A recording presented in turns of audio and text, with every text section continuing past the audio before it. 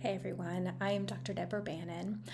I'm just going to record a simple video. These are some tips that I have given students over the years that they have found helpful, and I certainly want to pass them on if they can be helpful to you. Some of these I was told when I started grad school, and I'm very thankful, and some of them I wasn't told, and I wish I had been. So I'm just going to go through this list. Some of them you'll find will apply more to you than others, but I think this is a pretty good place to start as you're just starting grad school or as you're thinking about starting grad school for counseling. So one of the things I would say is start slow. A lot of people want to take as many classes as they can crunch into their schedule. And then go from there because they really are just focused on just finishing the degree as soon as possible.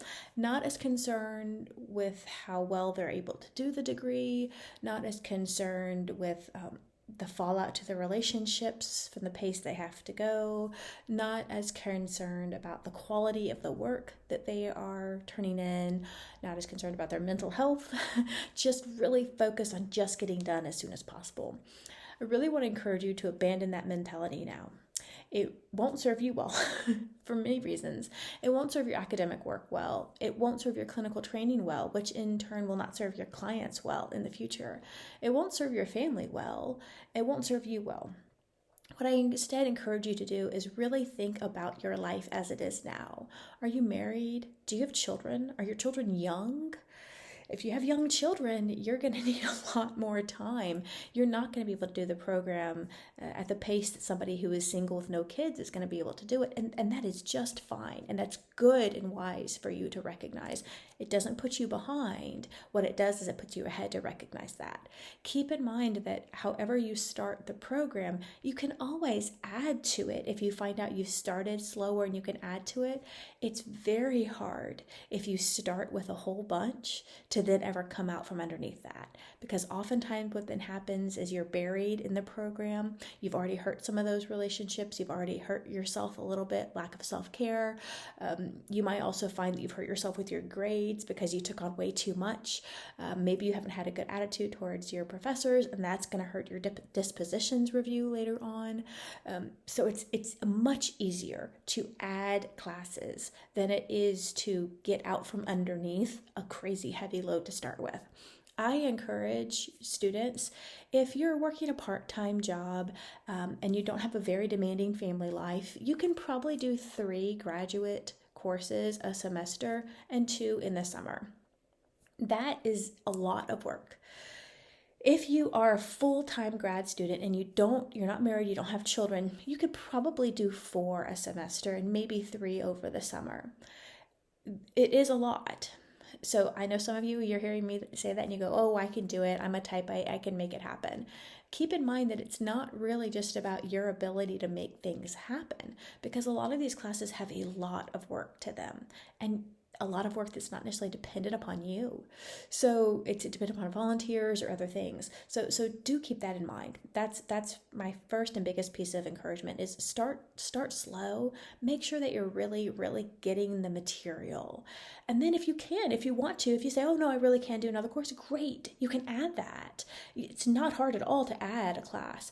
The hard thing is if you've already started and you're already buried and you've already burned some bridges, then you're spending the rest of your program and you're kind of already having to make up for damage that you caused when you did too much too fast. So please keep that in mind. Another thing I would say is take feedback. Your professors are going to give you a lot of feedback. They're going to give you feedback on your writing. They're going to give you feedback on your clinical skills videos. They're going to give you feedback. It is very important to not be thin-skinned. It's very important to not be quick to take offense. Very few professors are going to get in this profession because they have some desire to lord their knowledge over other people.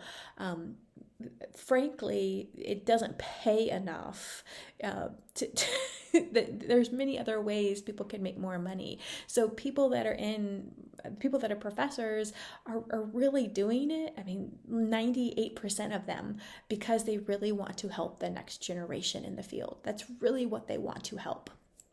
So keep that in mind. They may not say the feedback the way, oh, if he would have said it this way, I wouldn't be so mad at him, but he said it this way. Oh, if she hadn't have mentioned this, but she said this. Oh, well, that sounded like this, so I'm not going to. People are different. Maybe your professor could have phrased it another way. Maybe she should have, maybe he should have. But can you listen to the feedback anyway? Even if it's not packaged in exactly the right wrapping that you would prefer, can you still hear the truth and the helpful information behind it? If you can't, you need to work on that ability, because very, very rarely are people going to give you criticism in exactly the way that you would like them to give criticism, just as you very seldom will do that to other people. So you need to be able to just hear the heart of what people are saying. And if they didn't say it exactly the way, and maybe they were a little condescending, or maybe it sounded a little rude, just kind of say, yeah, whatever. I'm just gonna get past that. I'm gonna listen to what they said to make myself a better clinician. That's what I'm gonna hear. That's what I'm gonna listen to. I know our culture right now really prides people, really encourages people to get offended as quickly as you possibly can. That won't serve you well here, and it really won't serve your clients well. So try to get over that. Try to really be able to take feedback. Also, keep in mind, even if somebody does give you incorrect feedback, like let's say a professor, you got a snooty professor, and he gives you feedback and it winds up being wrong anyway, or maybe he's got a different perspective on things than you do. Were you hurting yourself by showing your ability to listen and apply what somebody else said? Oh, well, he thinks you should work on your posture, but your posture is actually already fine. But are you hurting yourself by showing that you can take that feedback and change? Because again, keep in mind, you're going to have supervisors that have different requirements of you too, right? So you've got to keep that in mind. Now, again, I am not here talking about people who are telling you to abandon fundamental beliefs. For example, if you believe the Bible and the Bible says homosexuality is incorrect, is wrong, a professor that says, no, you need to change your viewpoints, that's incorrect. No, that's not feedback. That's not constructive feedback. That is now the professor wanting to dictate your beliefs to you. And you can respectfully say, I appreciate your perspective. I continue to believe the Bible and will hold to what the Bible says. You can maybe edit what the professor wants for that class, but you are not in a position where you need to change what you believe or state anything that is false to make that professor happy. So keep that in mind. Being able to hear criticism is not the same thing as changing your beliefs to make somebody happy. Don't compromise on your convictions. Another thing that I would encourage you to do is to learn about 2 to 3 theories, counseling theories. Counseling theories are the overarching way of looking at an individual. So there's Adlerian, there's CBT, there's Rogerian, there's Jungian. These are all theories. Theories tell you how a person is broken. How is a person fixed? What are the mechanisms of healing? What are the mechanisms of being broken? How does the psyche work? Theories cover all of these. Techniques are the specific things that you would do. For example, Gestalt is a theory, and Gestalt is a theory based on like the whole and the pieces of the whole, to put it very, very briefly. That's the theory talks about that. If you want to look at more about Gestalt, please feel free, Fritz Perls. But a technique in Gestalt is an empty chair technique where you have somebody pretend that somebody is in an empty chair and they talk to that person and have a conversation. That's a technique of Gestalt. It comes from the theory of Gestalt, but it is a technique. So the theory is the overarching, if you would say, philosophy, counseling philosophy. The technique is the specific thing that is done. Some techniques can work in different theories. For example, you could have some Gestalt techniques that you could do even in Adlerian theory, and vice versa. However, there are also sometimes where there are some techniques that would not work in another theory. For example, there are some CBT techniques that are very, very highly directive, where the clinician is telling the counselor, or sorry, the clinician is telling the client what to do. That would not work very well in Rogerian therapy. Rogerian therapy is very client-centered and client-led and does not ascribe to the counselor being the one directing and dictating what is happening in the session. So CBT and Rogerian theory, they have a lot of disagreement. They don't agree about very much.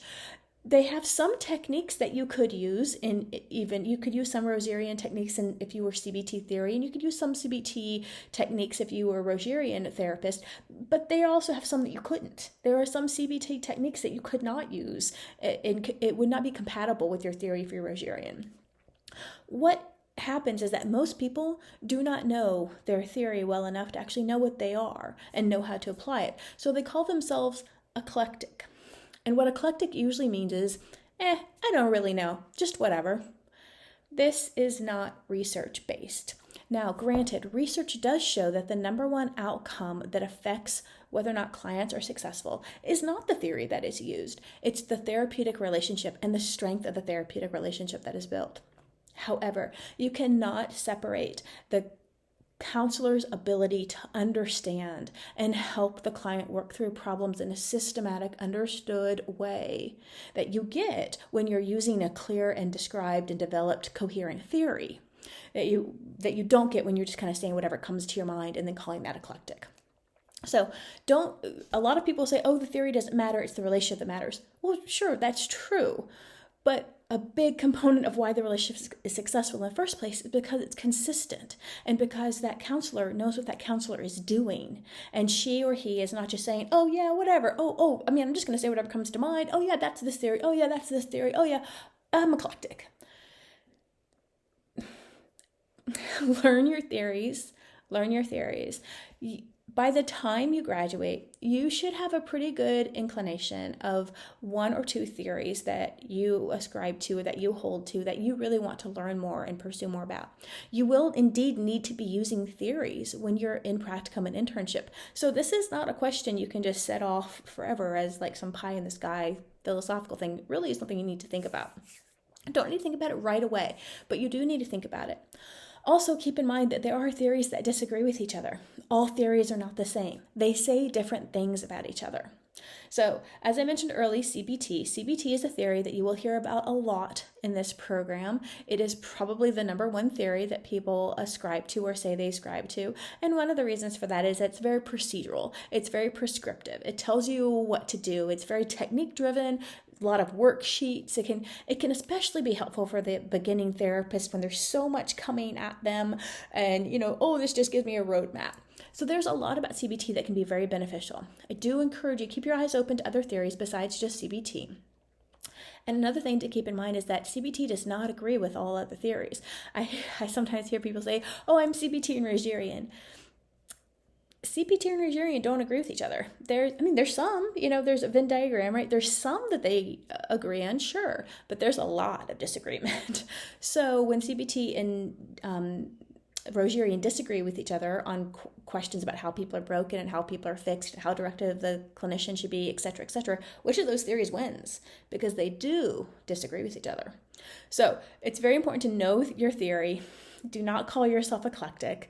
I know many, many people that whenever they're hiring, if somebody calls themselves eclectic, they just put that resume right down in the trash because it means that person doesn't actually know a theory. They're just calling themselves eclectic.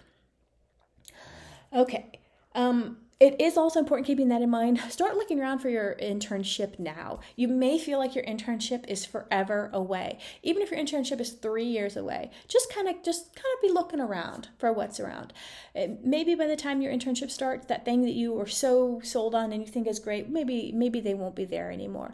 But it's just kind of good to kind of start thinking.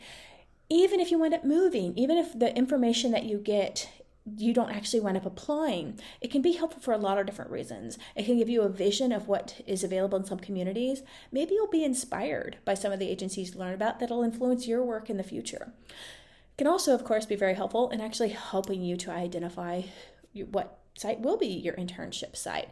And let's say you learn about 10, 15 different sites as you're kind of just casually looking around, and then you wind up giving an internship at 16th site. Well, you know a lot about resources in the community. You know a lot about 15 other resource agencies in the community. So it's good information to have. And if you start at the very beginning of your program, you can gather that information passively. Just kind of looking around, paying a little bit extra attention to the signs, just kind of looking local agencies up on the internet. You can do this all very passively when you have like 3-4 minutes by yourself, instead of waiting until you're looking for practicum and then you're in this huge crunch and you're just, desperately trying to search for everything, and you're hoping that your supervisor is a good fit. This is a much easier and gentler introduction to what's available in the community and what specific agencies you might be interested in doing your practicum and internship at.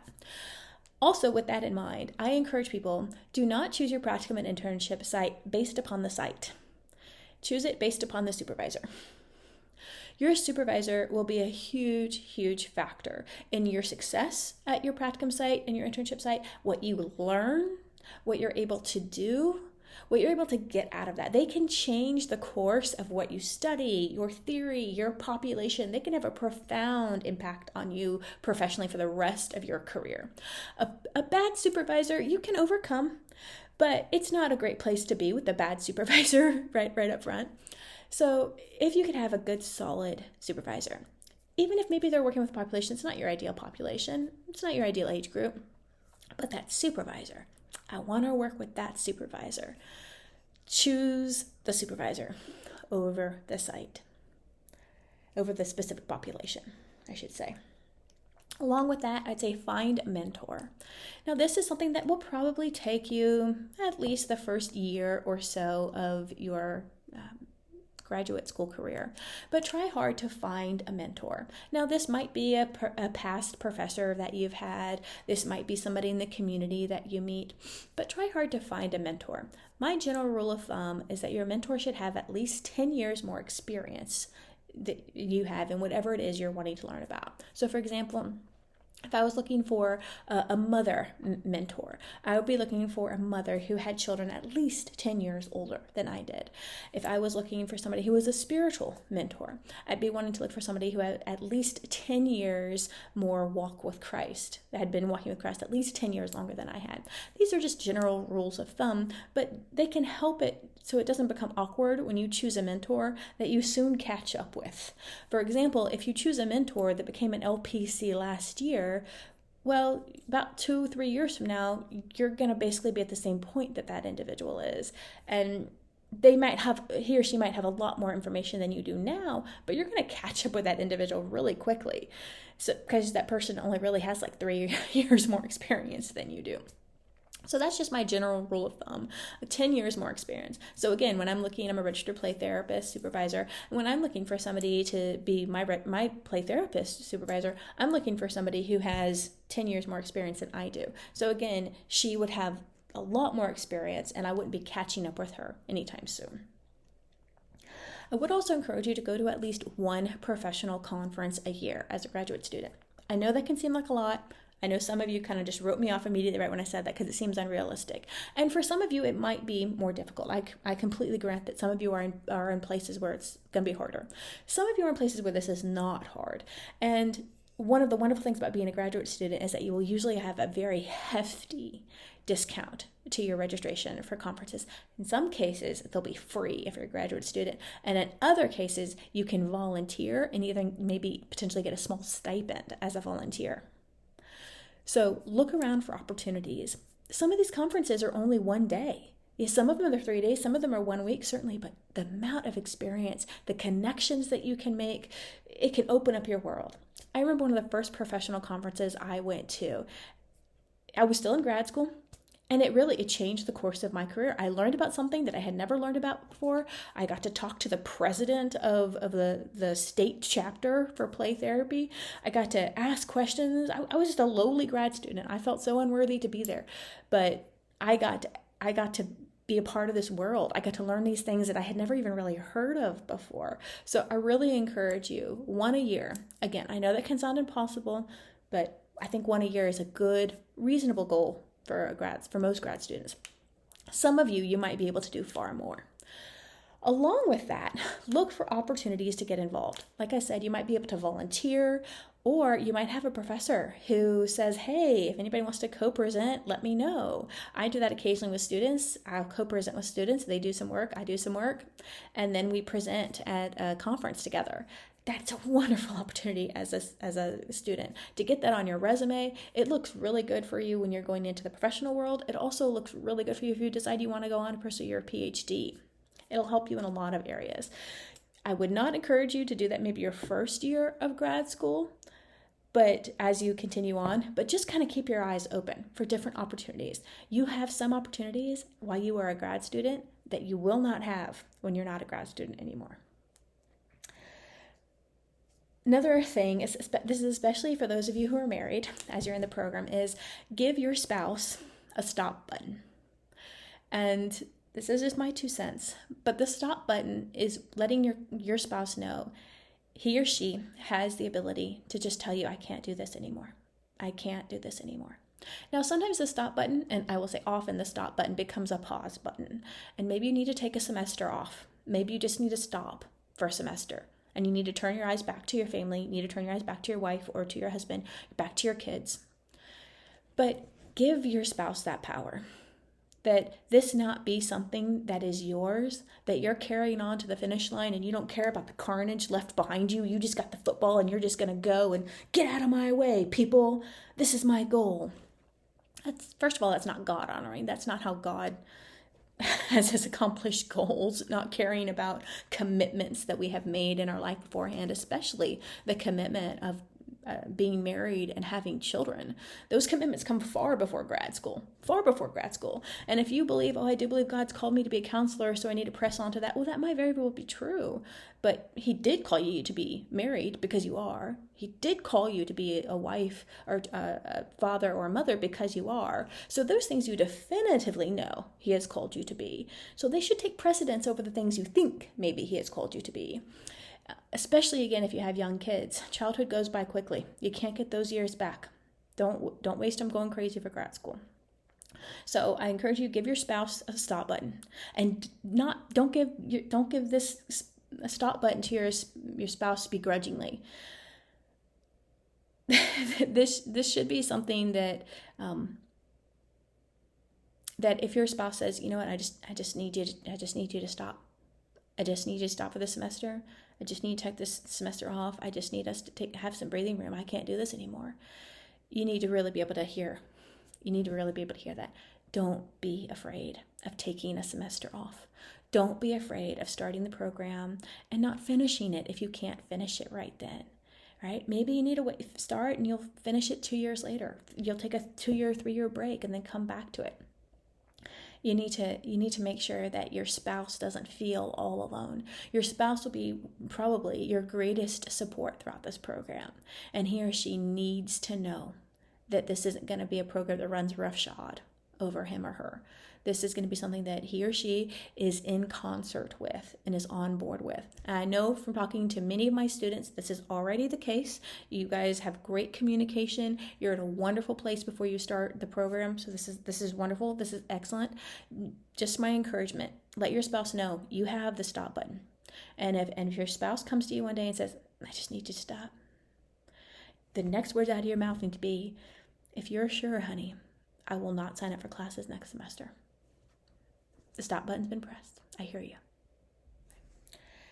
The last thing that I will add, and this is something that took me a long time to learn, I was not told this in grad school, is that there is a difference between coping mechanisms and self-care. They're often confused for each other. Coping mechanisms are things that just let you get through the moment. They just help you to be in the moment. That deep breathing. That can be having a Dr. Pepper, to just sit and look out the window. That can be watching a little TV show. Just helps you get through the moment. Self-care is what actually builds you back up. It restores you. It re-energizes you. It reinvigorates you. When you confuse coping skills for self-care, and what I've often seen people do is they do this, they make this mistake, and they almost always confuse self-care They almost always think, a coping skill is self-care. So they will say, I have so much self-care in my life. But all of their self-care is very passive. It's coping. It's just helping them get through the moment. It's never building them back up. So they do get burnt out because they never restored themselves. Self-care is what restores you. Coping skills just help you get through that moment. You need to have a balance of coping skills and self-care in your life. And you need to know which is which. Going on a walk in the forest, having a nice conversation with your spouse, playing with your dog out in the front yard. I don't know, for some of you, you love to cook. Those kinds of things are generally self-care. They are restoring you. They're not coping. They're not just helping you get through the moment. They're doing more than that. They're building you back up. They're building into you, building you back up. You need to have that in your life, even in the program.